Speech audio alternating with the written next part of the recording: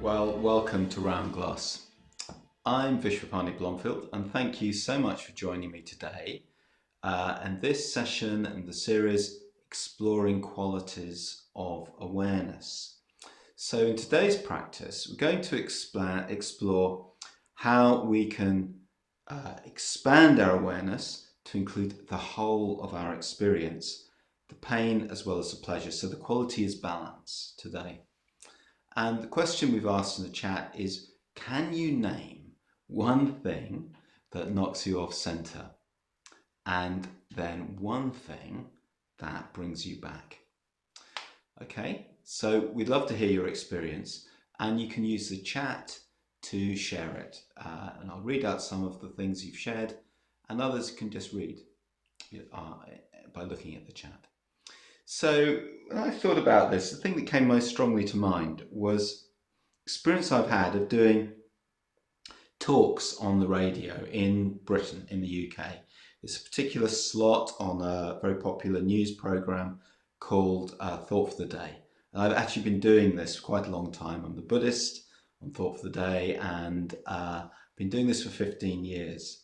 And lots of people listen to it. Millions of people listen to it, actually. And early on, when I started, it seemed a huge challenge, because what I had to do was to make a comment on the news from the basis of a faith perspective. So how on earth would I do that? Look at the newspapers, look at the internet. And I got very nervous about it. It seemed a very, very big thing. And when I broadcast, I mean, I always found a way to do a script, but that nervousness showed in my voice. I was obviously quite tense. And if I think about that, which I still do, something I still do, but I'm 15 years into it now, and actually I don't get nervous at all. It's become much more straightforward. Now that's partly because I've learned how to do it, and it's partly confidence. I just know that it will be okay.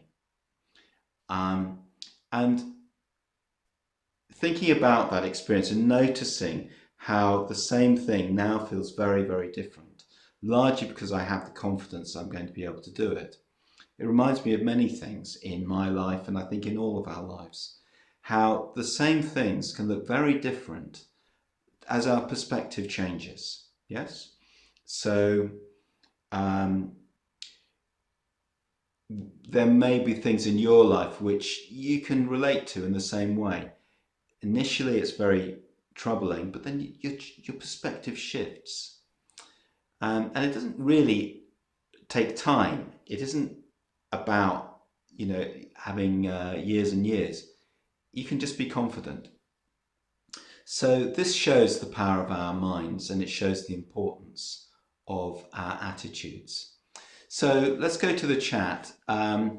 Thank you for sharing on how you get a wide perspective. So one person says that stress knocks me off center, but a good run brings me back to myself. Yes. Okay.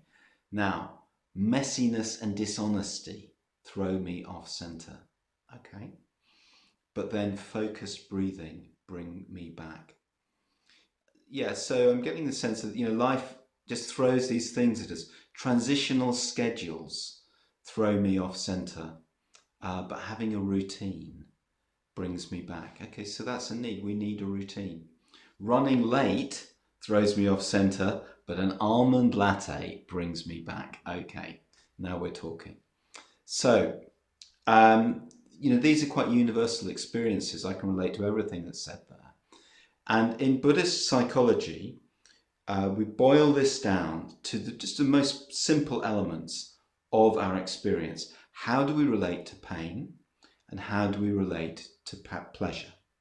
So typically with pain, we want to push it away, and that's quite natural, it's quite self-protective. But what happens with pain is we tend to tighten up, and actually the pain gets bigger. So one of the areas of work I do is working with mindfulness-based pain management. So this tendency is very, very important to recognize with physical pain. And it's also true of mental pain. The pain itself becomes a kind of monster that dominates our lives. So what we need to do is broaden our perspective on these things that throw us around. By way of analogy, if you place a spoonful of salt in a glass of water, imagine that, then you won't be able to drink it. It's going to be too salty. But imagine that you put the same amount of salt into a great big lake, then, well, you won't be able to taste it at all, and of course you can drink the water. So what this means is we need to find a way to become what a Buddhist teacher called Charlotte Joko Beck calls becoming a bigger container. So that means, first of all, acknowledging the difficult elements, but also noticing that there's more, noticing that there's pleasure and pain, and they're together and they're coming and going. So it's about holding everything together, holding the whole of our experience without being thrown around by it. Okay, so we're going to work with that a little bit in the practice today. So let's start by establishing a posture. Just finding a way to sit that's going to be comfortable, but also upright. And this is true whether you're on a chair, whether you're lying down. Well, you're not going to be upright if you're lying down. But if you're sitting on the floor as I am, then again, we can find a way to be upright. If you are lying down, the challenge is to stay awake. So just settling in, feeling the body. Maybe just take a breath. Just letting the breath flow. Breath is our great ally in meditation. So just let it flow, let it settle, let ourselves settle.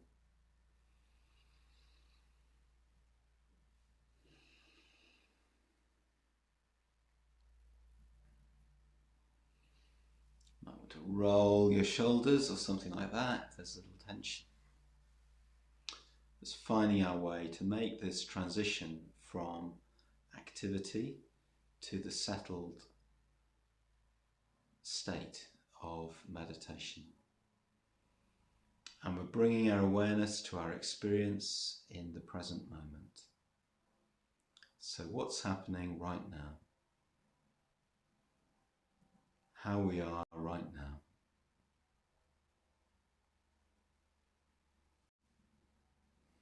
And it's not how we would like to be. It's not imagining that we're incredibly calm or blissful or something like that. No, no.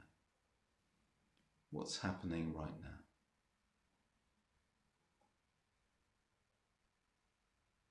And we may name these things. We may name aspects of our experience, or we may just feel them, sense them.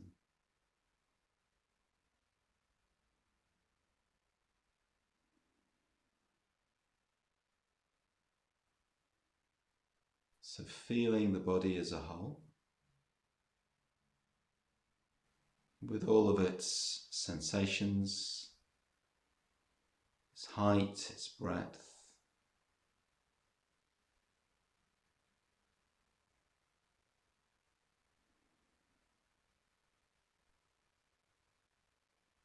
feeling the body,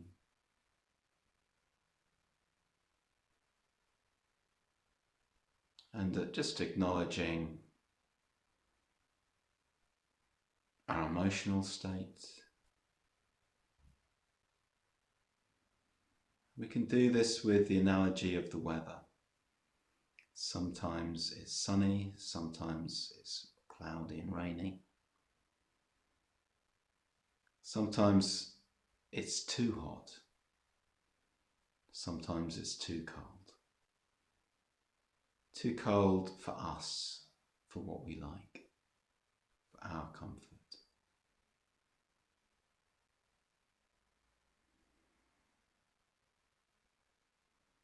So the weather changes all the time, and in the same way, our emotions, our inner state, changes all the time.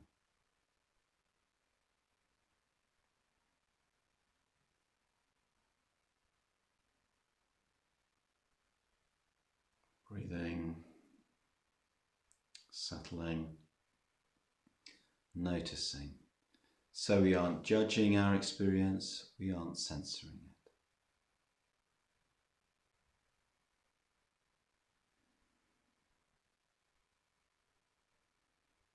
We're noticing our thoughts, if they're strong, if they're pulling us in a particular direction.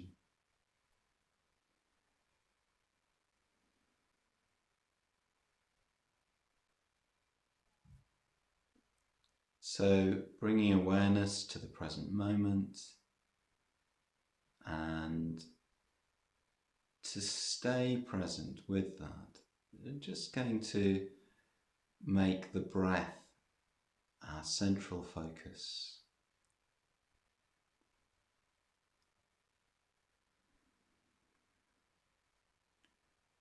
So we sometimes talk about the breathing anchor, the breath anchoring us, anchoring our experience. So there are currents in the sea, currents in any body of water. And the boat will drift endlessly on the currents. But an anchor will keep it in place. It won't go anywhere.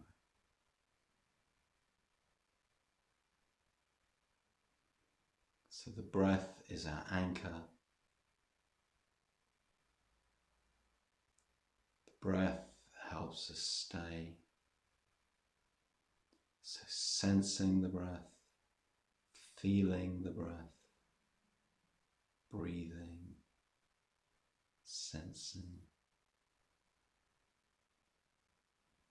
experiencing.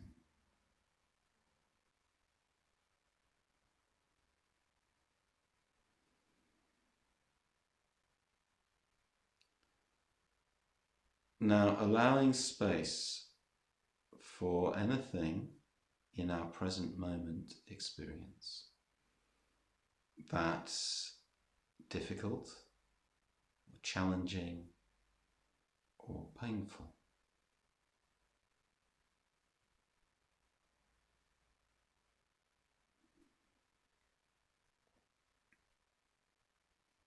So we're not looking for things in the sense of making them happen.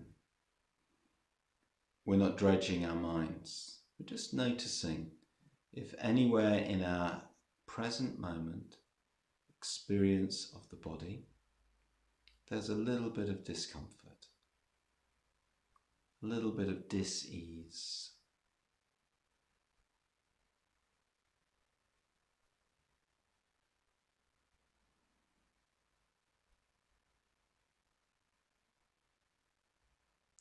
And similarly, if there's anything in our emotional state, in the emotional weather, that's difficult.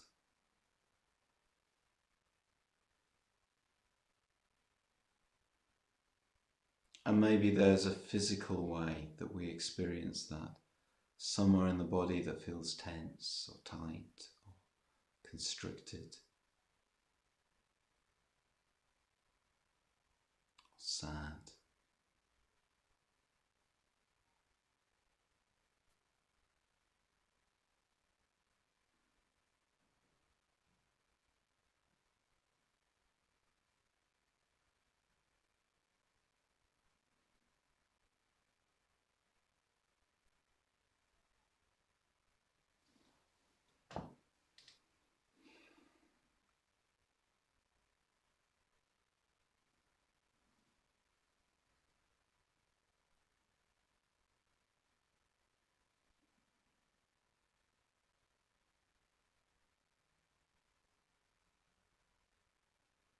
And just let the breath flow into any tense, tight, intense, or painful areas.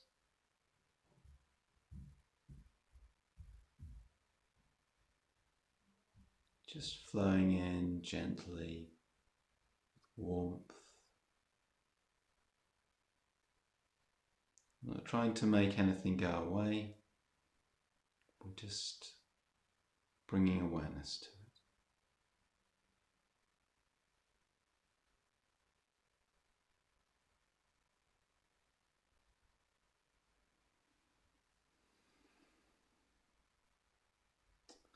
So now noticing pleasant experiences. So we'll take our attention away from the unpleasant ones. And we're going to notice pleasant experiences again on this very simple level. So things like pleasant aspects of our bodily experience, maybe the warmth of your hands,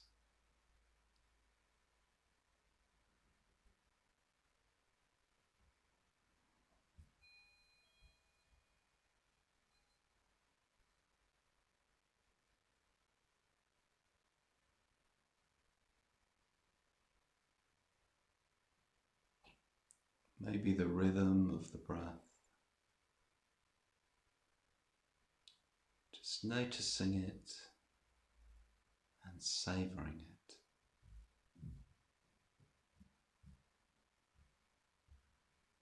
Maybe it's the out breath in that sense, letting go.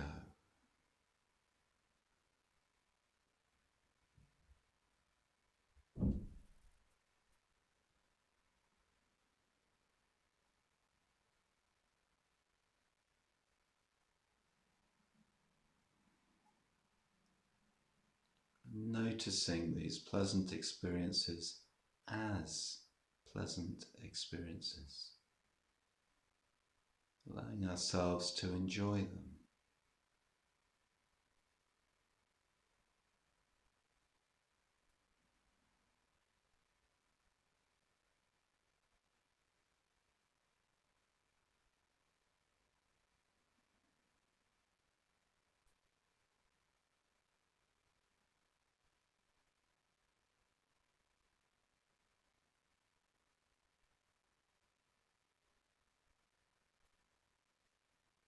Breathing, settling.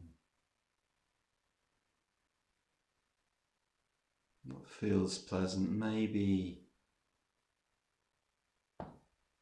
pleasant aspects of our emotional experience.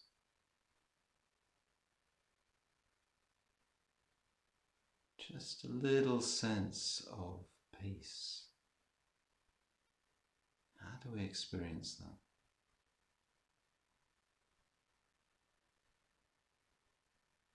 A little sense of warmth in the heart.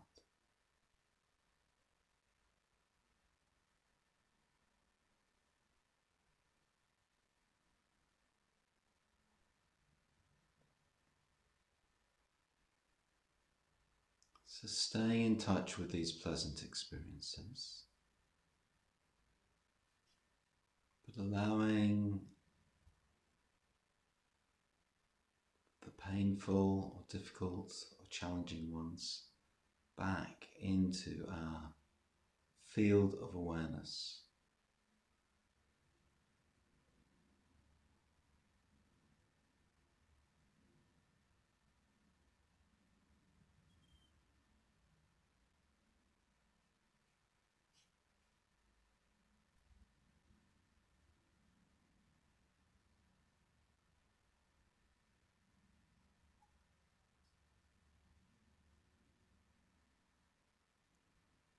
Just holding the two together, just noticing in any given moment there's pain, painful things, and there are pleasurable things. And they're changing all the time.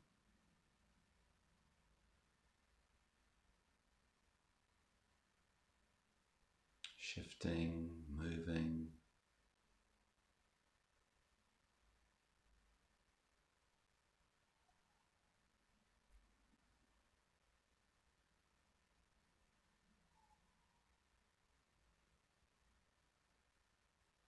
And resting with the breath.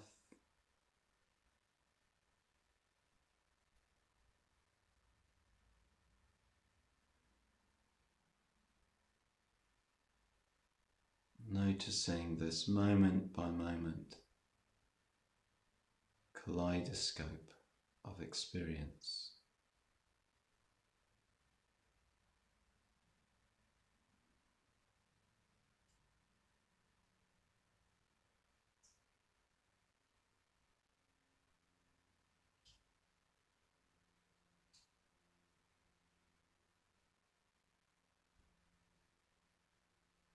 Staying with the breath,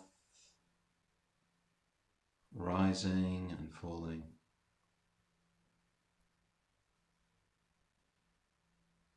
Just opening to our experience just as it is, moment by moment.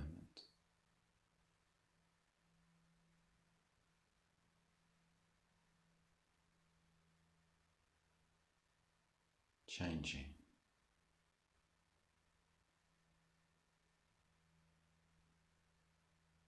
Moving. And stable amid the change.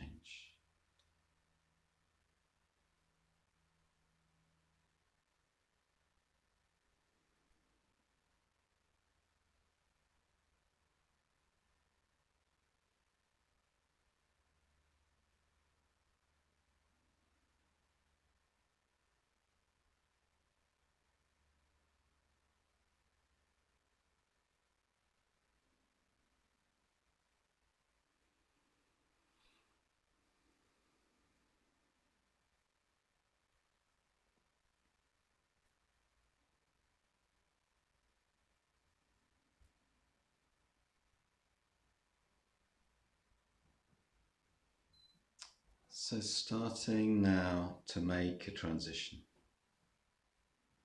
just gently moving towards the end of the practice.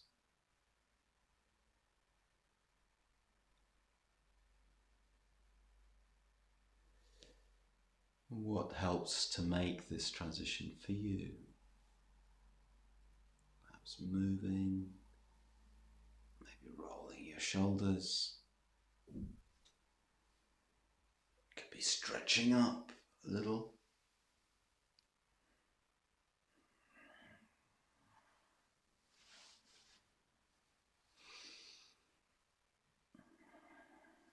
Moving your fingers and toes.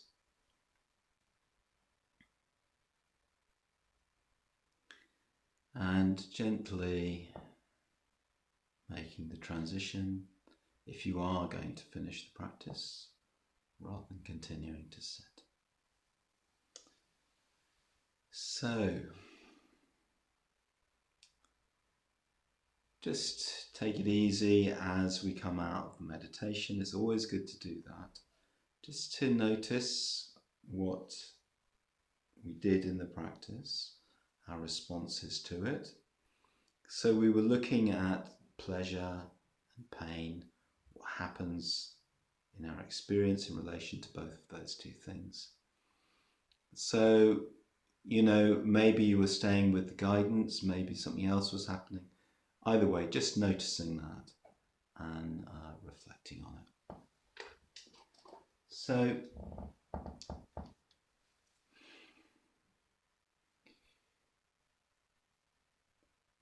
taking that reflection a little further, I tend to think about these things in the terms of Buddhist psychology, which talks about these fundamental impulses and drives or tendencies to, first of all, push away pain and to attach, to cling to pleasure. And in this view of the mind, this is really the core of how our minds work. And it's also the source of our suffering, because life does include pain and difficulty, even though we don't like it and we want to push our way, and to hold on to, and life always includes pleasurable things as well. And our lives can become a search for the things that make us feel good. And if it is that, then we're quite likely to be thrown around by what actually happens, which isn't going to be exactly what we want to happen. The Buddha talked about what he called the worldly winds. So life brings both pleasure and pain. It's the first pair. Gain and loss. Fame and blame or criticism. Success and failure. So life brings us those things, and what we need is a wider perspective that allows us to see that they're there at the same time, and that wider the perspective that includes both pleasure and pain, that allows us to include the whole of our experience without being thrown around too much. So we need to remember, whenever we hear a teaching like that we are actually imperfect beings. And of course we're thrown around. Of course, when something goes well, we get excited.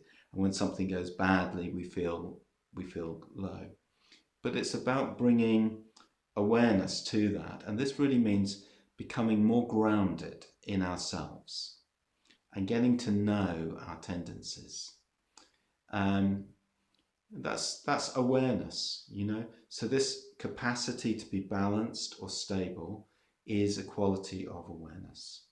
And meditation is a good place to start in developing that. We can do practice in the way that I was exploring today, noticing how we respond to pleasure, how we respond to pain, how we can hold them together.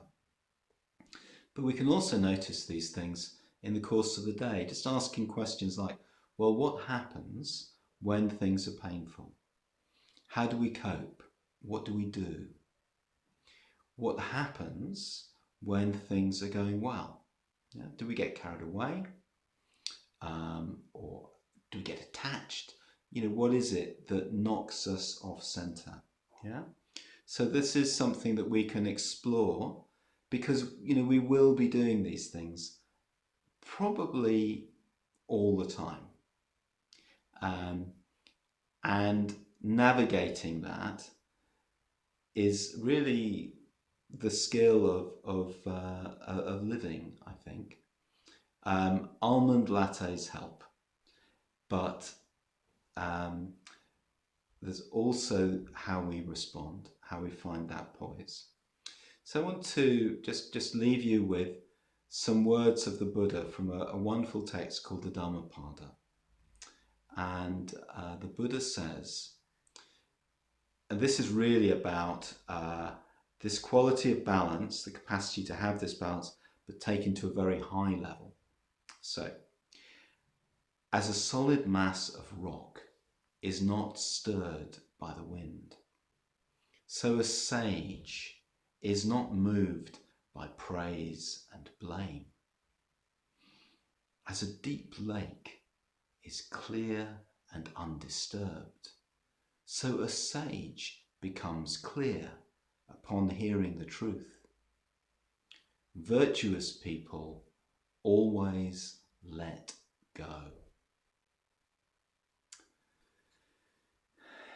So, thank you for sharing this time. Please continue to explore your meditation practice with us. And check out our daily live meditations at round.glass or on our app. Have a great day and stay centered.